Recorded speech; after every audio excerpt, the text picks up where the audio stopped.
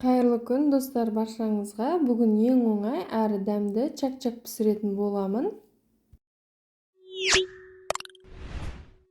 Ең алдымен жұмыртқамызды ыдысымызға саламыз, яғни 2 жұмыртқаны салып, шым-шым тұз және разрыхлитель салып араластырып аламыз.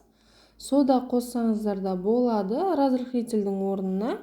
Үстінен електен өткізілген ұнымызды аз-аздан сала отырып қамыр илейміз.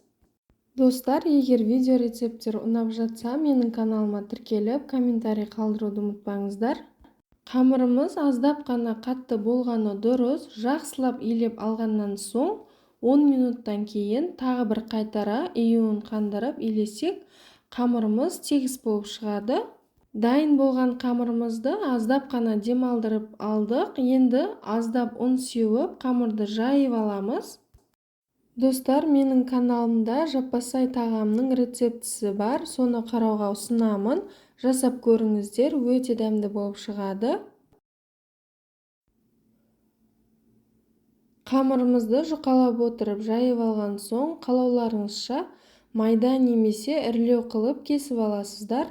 Мен осылай еттің қамырына ұқсатып, майдалап кесіп алдым. Негізі барынша майдалап кескеніміз дұрыс, себебі қамырымыз майға түскен соң аздап ісінетін болады. Кесілген қамырымызды отта қызып тұрған майымызға салып, аз-аздан сала отырып, қуырып аламыз. Міндетті түрде араластыра отыра қуырып алатын боламыз. Барлығын қуырып алғаннан кейін, дайын болған чак-чактарымыздың үстінен қоюлатылған сүтімізді қосып араластырып аламыз. Чак-чагымызды тарелкаға салған соң үстінен қалауыңызша әрлесеңіздер болады. Қарағандарыңызға рахмет және менің каналыма тіркеліп кетіңіздер. Сіздермен бірге Сымбат.